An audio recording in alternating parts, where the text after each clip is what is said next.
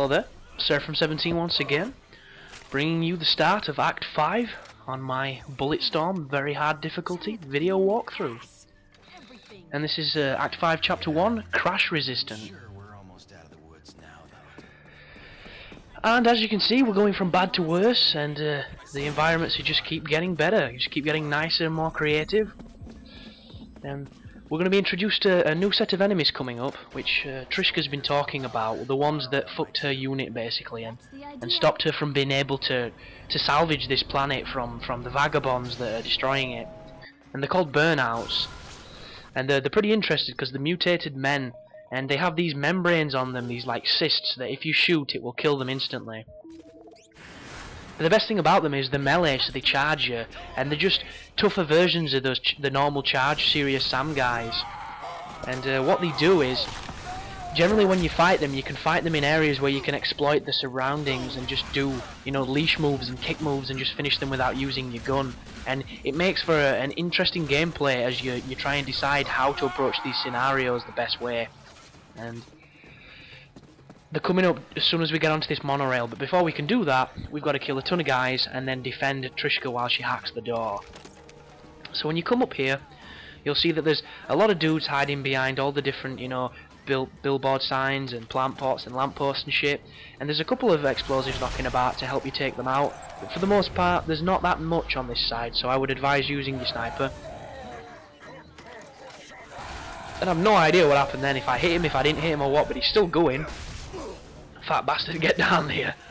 And I would just advise gaining the best cover you can and using your sniper rifle, because you can't really see where the enemies are. They have better cover than you, they have better awareness than you because they're a computer, and it just makes for a difficult gunfight. So snipe them, use cover, cheese them as best you can.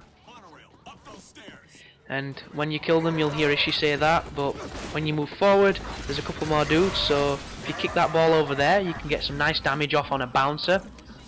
And these bouncer guys are basically heavies with the cannonball gun, a gun that I've never really used on this game because I really don't like it, and you're not going to see me use it, so if you're watching these videos for that you're not going to get it, unfortunately. But make sure you prioritise this douchebag because he will do massive damage to you. But like I say, if you can get 2 neck shots, they're a 2 bullet kill. For everything else they take a little bit more. And just keep killing dudes and taking names. And just moving further towards this platform where the monorail is. And I've got a film called Patch Adams on in the background, which is a really interesting, it's a touching drama, I would say, of all the things you could call it, with comedy elements. And I think it's based on a true story of a doctor that believed that laughter was the best medicine, and he works on a terminally ill ward at this hospital, and he basically manages to get the patients to take less medications and live better lives for, you know, the time that they're alive, just by his antics that at the time were very controversial and very against this, you know, this vision of what doctors were, this highbrow elitist bullshit that a lot of things had, you know, in the earlier years. And the main character is played by Robin Williams, and if you've only seen Robin Williams in ridiculously silly, you know, roles where he just acts like a dumbass all the time and pulls funny faces, then you really haven't seen the wealth of his acting, because he's actually a really good character actor. And in this he does both the comedy and the touching moments, so it's a really cool film if you like that type of stuff. It's a little upsetting at times, it's definitely an emotional journey, but if you enjoy it you're in for a really nice ride. But back to the game anyhow.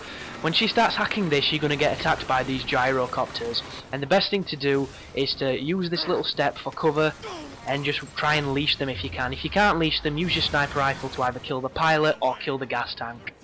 And if you shoot the pilot, you will get a skill shot if you've not done it before, and it'll be worth its full 500, so it's definitely worth doing, because it's called Skyjack or something like that. And on this side you'll also notice there's a lot of environmental aids that will help you get rid of the dudes. So as you saw then, I used the nom-nom parasites or whatever it is, the cysts, to turn them all against each other, and then I used the explosive barrel to finish them off to get massive points. And it's really cool because on this side you can manage a ton of enemies quite easily, but then when you go on the other side, because once we do this we have to defend the other flank, there's almost no None of that stuff. It's just you, your guns, and probably more challenging enemies because they throw heavies at you instead of just normal dudes. But defending this right flank is really fun, and the best way to do it is as I'm doing now. Just use the environment to your advantage, use this little bit of a height advantage to keep on them, and just keep in cover. Don't get too silly and get careless and die. But once you kill enough, Ishi generally says they're coming from the other flank, and then you have to go and defend the other side. And look at that, that should be a skill shot. That was a no scope, like hip fire, full on badassery move. And right then, I did not mean to get that head slicer, I just fired, and that gun is so inaccurate it ended up doing something brilliant. But if you've got a lot of ammo for your flail gun, it's going to come in handy, because whenever you're coming up against groups of enemies trying to rush you, if you can stick one of them, you're going to kill all of the friends. It's unbelievable. But there we go, this area's quietened down, so run around, pick up the ammo if you're using any of the guns they were using. Restock at the drop kit. Or the drop shop, whatever you want to call it. And then proceed to the other side. Reload all your weapons so that you're ready for it. And this side is probably a little bit more challenging, but there's less enemies. And the reason why there's less enemies is because they throw harder ones at you. They throw a big dude, followed by a ton of skulls and a couple of rushers and the bomb dudes. So, there's your first rusher. You should get a nice vertigo for his trouble. That's an exploding guy. That's another one of the lovely rusher guys, and I'm just going to use the flail to finish off the group. And for some reason I didn't get any double kill there. That guy survived the explosion, which kind of sucks. But while I'm doing this, you'll notice on my right there is a heavy pushing forward, and I don't know what he's got. I think he's a bouncer. I think he's using the cannonball gun. But just focus on the dudes that are rushing you. Try and kick them off the edge to save ammo. That was a bit sloppy of me. I let that guy go and he nearly made me pay the price, but there he is. There's the bouncer, so use your sniper to take out his backpack, and then use your sniper to take out his throat if you can. And that's the best way of killing these dudes. Obviously if there's too many on you and you think you're gonna die, try and use your thumper before it gets to that really bad part where you're gonna full on die. That might have been it then, was that?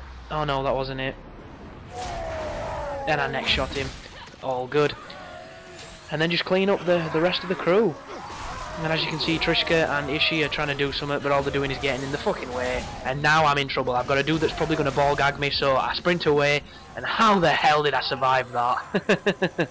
That was lucky. If that guy had put one of those flails around my neck, I would have been dead. No two words about that. But now that we've killed them all, we can go on the monorail, and we can get introduced to the burnouts. So if you're getting bored of killing these enemies, you've got a nice interesting new one that's going to come, and a nice bit of exposition about the world of Stygia. So you step on here, and here we go. And here's a little fun fact for you. Apparently the makeup of this monorail glass is indestructible. It cannot be broken. Yet these engineers that have the capabilities to create an unbreakable material didn't make the cable unbreakable. That isn't the dumbest fucking thing, you know, since anything. I don't know what is. But you go on this little monorail ride, and there's a ton of dudes are going to start attacking it and smashing the glass, and obviously it's indestructible so it doesn't break, but they sever the cable and you crash once again. And that's why it's called crash resistant, because you'll never guess what this is. Crash resistant. That's right. But there's nothing you can really do on this section except for watch the burnouts take down the chopper.